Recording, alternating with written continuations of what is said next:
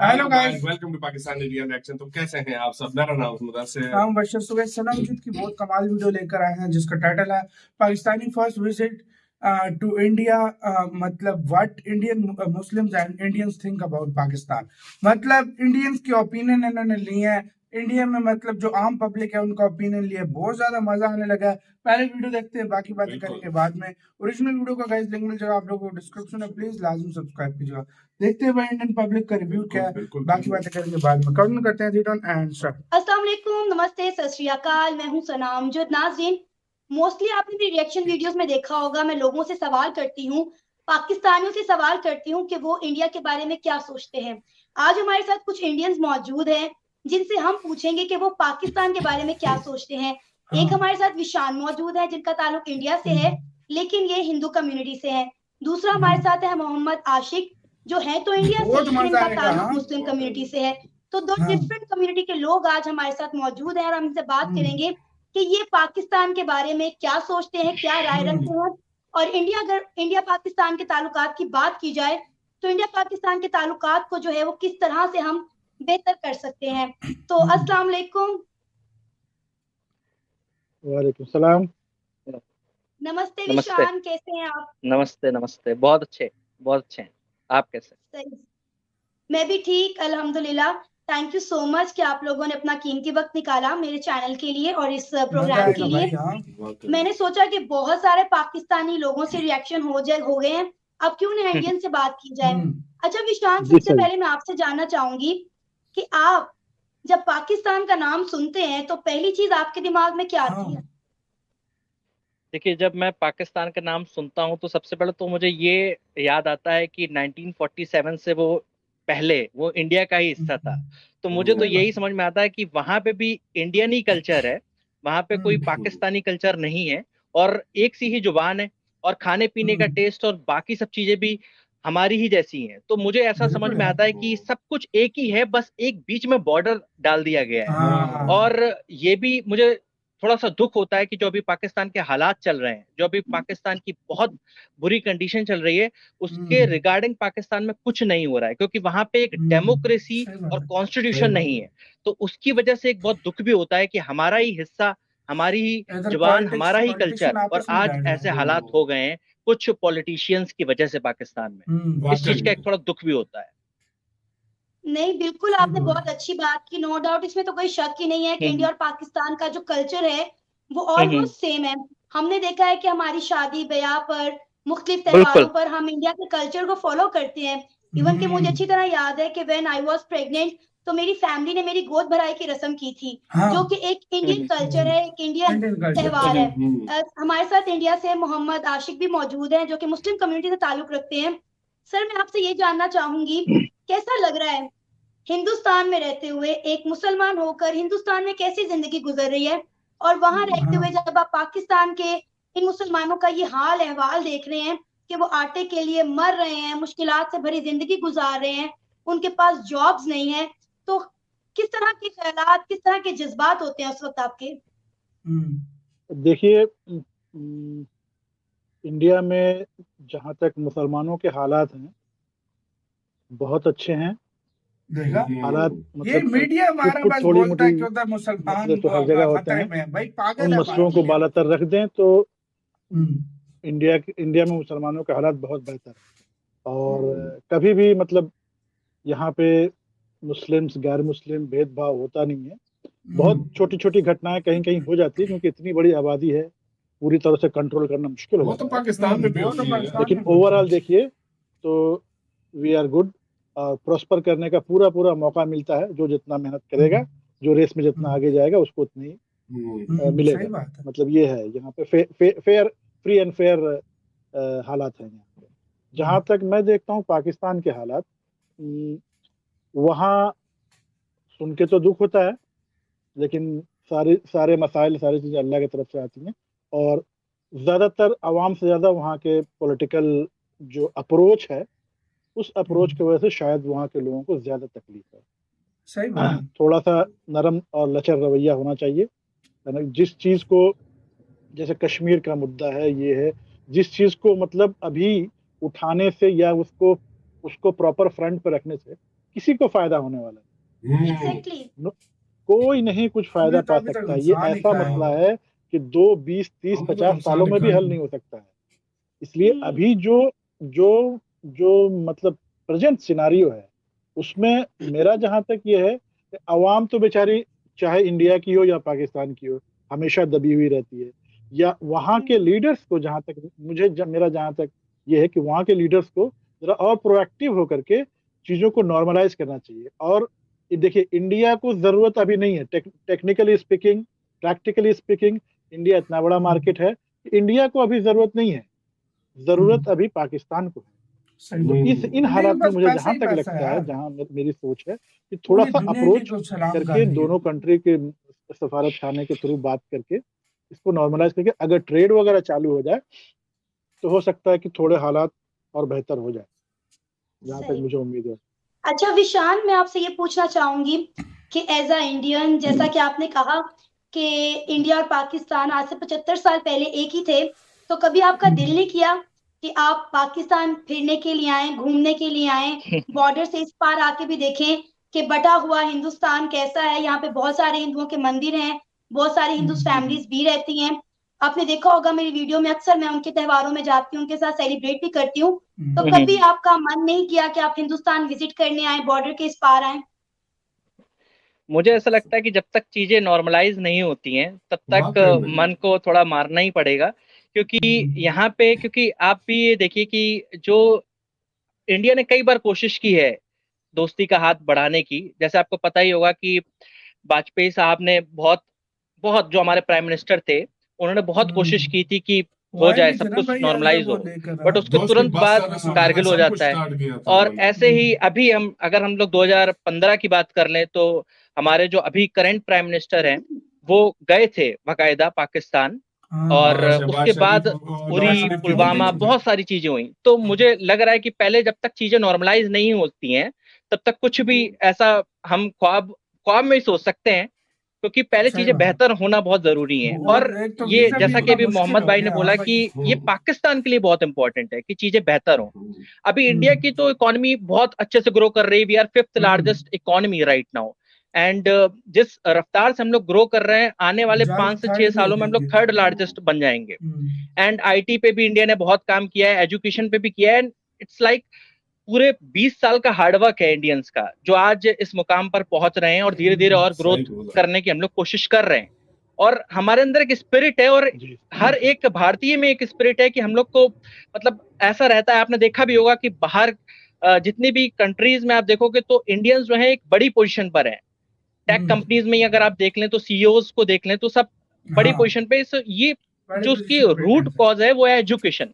तो ये शुरुआत से ही जो इंडिया में लोगों को तालीम मिली, उससे आज ये मुकाम हासिल हो पाया है।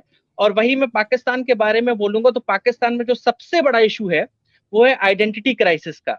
पाकिस्तान आज भी अपनी आइडेंटिटी अरब, मंगोल, तुर्क में ढूंढ रहा है, जबकि पाकिस्तान की आइडेंटिटी, एक्चुअल आइडेंटिटी ये है कि पाकिस्तान की आइडेंटिटी ही हिंदुस्तानी आइडेंटिटी है। हमारी हिस्ट्री बुक्स में जो पहला चैप्टर होता है वो होता है इंडस वैली सिविलाइजेशन, और जबकि वो इंडस वैली सिविलाइजेशन पाकिस्तान में, हड़प्पा, मोहनजोदाड़ो, लेकिन पाकिस्तान में उसके बारे में इतना ज्ञान नहीं दिया जाता। पाकिस्तान में अरब और तुर्क के बारे में ज्ञान दिया जाता है, जबकि एक्चुअल पाकिस्तान की आइडेंटिटी यहाँ से है। तो जब रूट कॉज से मसला ठीक होगा, लोगों को उनकी आइडेंटिटी पता चलेगी, धीरे धीरे एजुकेशन आएगी, यूनिवर्सिटीज डेवलप की जाएंगी, पॉलिटिकल जो निजाम है वो ठीक होगा, तब धीरे धीरे लोगों के बीच में ये हो जाएगा कि भाई अब दोस्ती पॉसिबल है। क्योंकि जब भी आप ये देखिए, जब भी इंडिया अपनी तरफ से हाथ बढ़ाता है, बहुत बार बढ़ा चुका है, कुछ ना कुछ एक्टिविटी, क्योंकि जैसा कि आपके ही प्रधानमंत्री, जो पूर्व प्रधानमंत्री इमरान खान, उन्होंने बोला है कि आर्मी सब कुछ कंट्रोल करती है पाकिस्तान में, तो उसकी वजह से कुछ भी ठीक नहीं होने वाला है। क्योंकि अगर आपके, मान लीजिए कल को कोई और प्रधानमंत्री आ भी जाते हैं और जो कि अच्छा अच्छा सोचते हैं,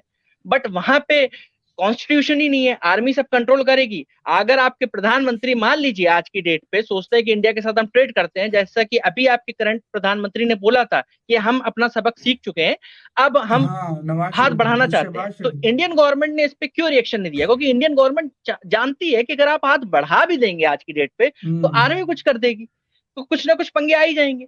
तो इसलिए इंडियन गवर्नमेंट भी कुछ नहीं कर सकती जब तक वहां के लोग एक तरह से सड़कों पे नहीं उतरते हैं।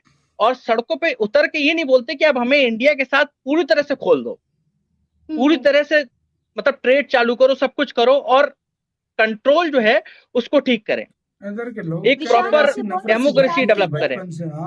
निशान, आपने बहुत अच्छी बात की है कि इस वक्त पाकिस्तान को इंडिया की जरूरत है, इंडिया को पाकिस्तान की जरूरत नहीं है, और आने वाले वक्त में जो है इंडिया दुनिया की तीसरी बड़ी इकॉनमी बनने के साथ जो है वो सुपर पावर भी बनने जा रहा है।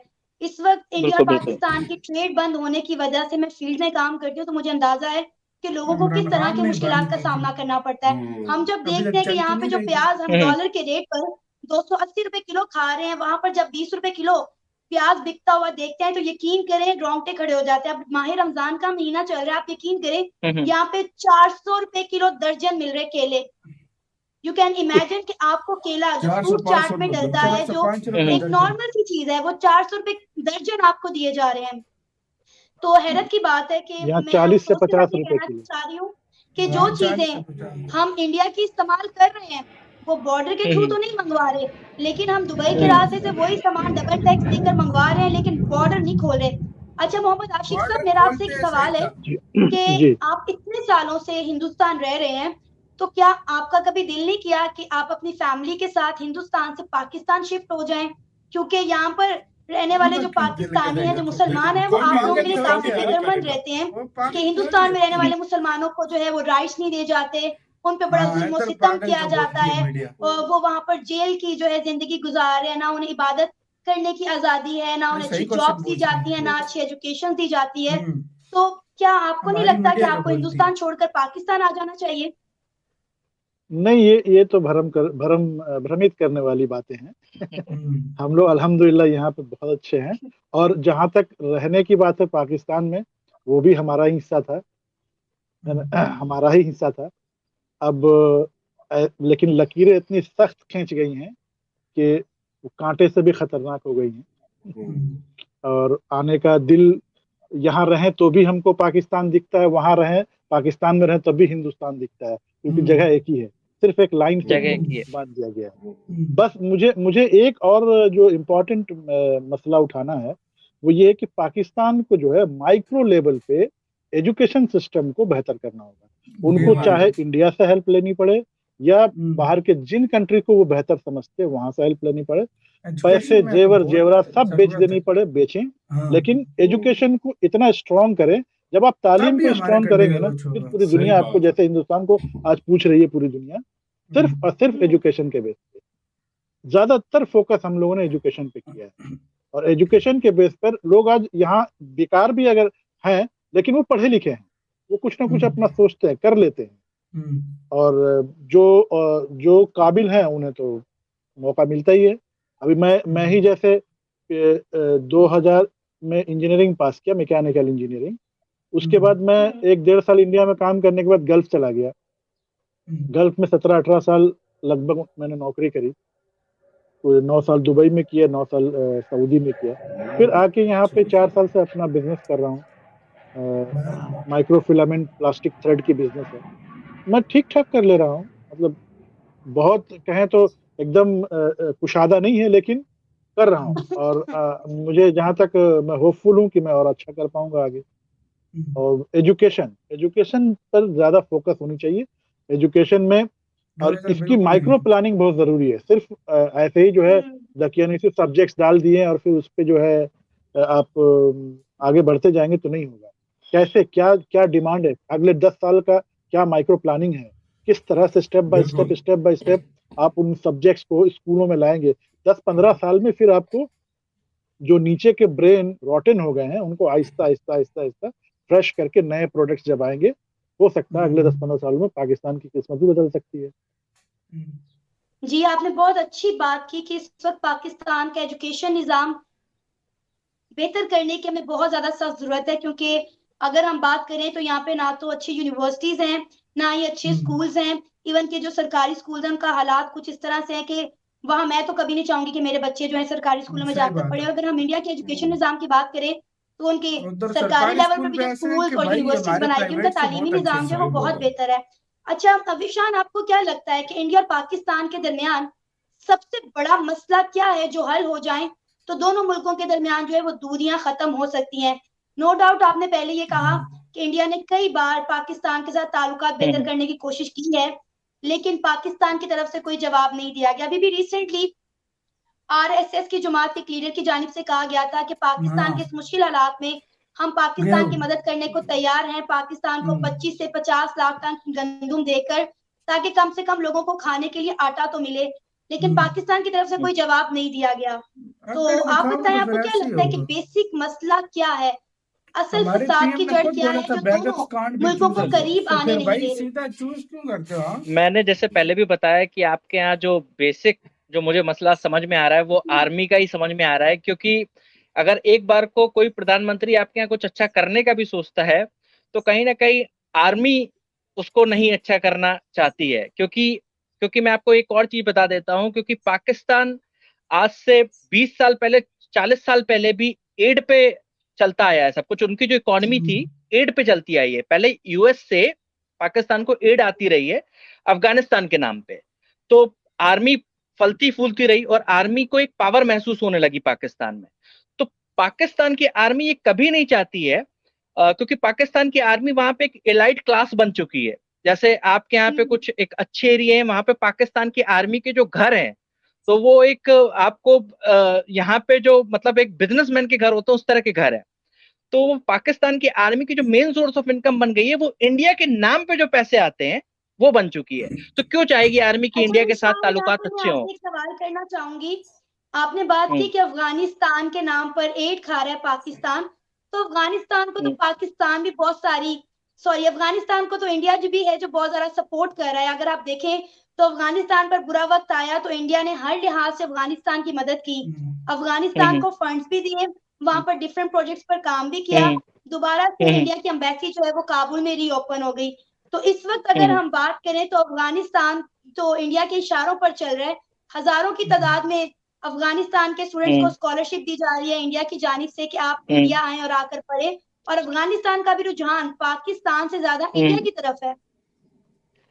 एक्चुअली अफगानिस्तान इंडिया के लिए बहुत इंपॉर्टेंट जगह है, रीजन बीइंग क्योंकि उसका बॉर्डर पाकिस्तान से लगता है और हर देश चाहता है कि वो अपने आप को मतलब अपनी जो बॉर्डर्स हैं वहां पे अपने आप को मजबूत रखे। जैसे पाकिस्तान जो है वो चाइना के काफी करीब है, क्योंकि चाइना का जो बॉर्डर है और जो चाइना है उसकी जो दुश्मनी है वो हिंदुस्तान के साथ हमेशा से है ना, कई सारे मसलों पे। अगर आप देखें कि तो ऊपर जो कश्मीर का भी एक पार्ट है, स्काई चीन और अरुणाचल प्रदेश और काफी जगह पे चाइना के साथ इंडिया के डिस्प्यूट चल रहे हैं।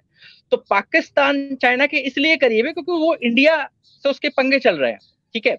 और हर देश चाहता है कि अगर उसकी कहीं से भी दुश्मनी चल रही है, क्योंकि हम ये तो कह ही सकते हैं कि पाकिस्तान और इंडिया की एक तरह से दुश्मनी ही चल रही है। It's been like 10 years 20 years हम यही सुनते आ रहे हैं। तो अफगानिस्तान की जो लैंड है, जो जगह है, वो इंडिया के लिए बहुत इंपॉर्टेंट है।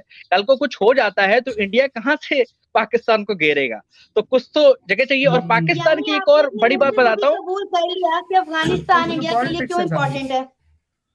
बिल्कुल बिल्कुल मैं तो बोलूंगा, क्योंकि जब तक पाकिस्तान वहां पे पाकिस्तान के लोग आर्मी को सही नहीं करते हैं, वहां के लोगों को सही नहीं करते हैं, जो करते हैं ये हरकतें। अभी आप देखिए एशिया कप होने जा रहा है, इंडिया ने साफ मना कर दिया। क्यों जाएगा इंडिया?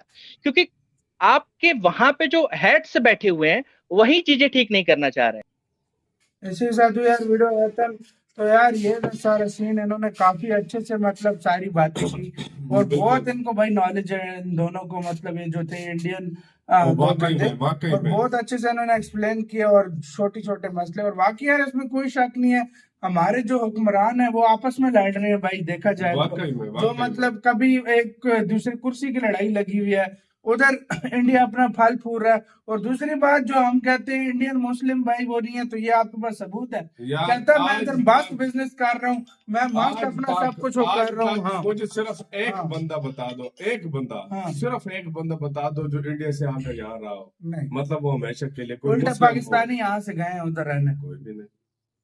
पाकिस्तानी रहने उधर, पाकिस्तानी तो जाते हैं उधर से कोई नहीं आता, उधर से कोई नहीं आता। क्यों नहीं आता? घूम फिर कर जाता। वो कहता है घर से कहते हैं कि भाई हमने कितना इंटरव्यू देखे तो यहाँ से जाकर उनको अपने देश पे गर्व होता है कि हम शुक्र है हम पाकिस्तानी। बिल्कुल। हाँ भाई, ये तो आप अंदाजा लगा लो इस चीज का।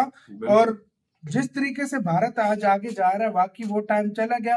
भारत ने कितनी बार हाथ बढ़ाने की कोशिश की है, लेकिन हमने खुद ये चीज एक्सेप्ट नहीं की। अभी भी अगर हम इमरान खान अभी भी मतलब पंगे ना डालता तो ये अभी हमारी ट्रेड चल रही होती, हमारे आधे मसले हल हुए। पंगे क्या, देखो वो चला गया था, उसको चाहिए था मुल्क को चलने देता। अभी भी मुल्क चल रहा होता तो तब भी ये हाल न हुआ, क्योंकि सब आपस में लड़ रहे हैं वो। अभी देश में कोई नहीं सोच रहा, सब आपस में लालच है भाई, आपस में लड़ रहे हैं, और फिर वो उसकी वजह से जो है वो उस तरह का काम हो ही नहीं रहा। लाजमी बात है, नहीं हो रहा, फिर ध्यान कंट्री में कहा जाता है भाई। सबसे बड़ी बात हमारी एजुकेशन इस तरह की नहीं है, हम उस लेवल पे ही नहीं है अभी। आजकल तो हम उस लेवल पे ही नहीं है जो हम जाकर जो है ना कोई काम कर सके या कोई इस तरह का, क्योंकि हमारी एजुकेशन स्टार्ट से। और भारत आज पूरी दुनिया को मतलब भारत की जरूरत है, और पाकिस्तान की किसी को भी जरूरत नहीं है। वाकई में एक टाइम पर पाकिस्तान बहुत इम्पोर्टेंट देश था।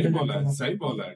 हाँ भाई, पाकिस्तान इम्पोर्टेंट देश था ही, लेकिन दूसरी बात ये कि यार इनकी बात बिल्कुल मुझे अच्छी लगी। हम देखो 4 साल से कभी एक से मांगते हैं, कभी दूसरे से मांगते हैं।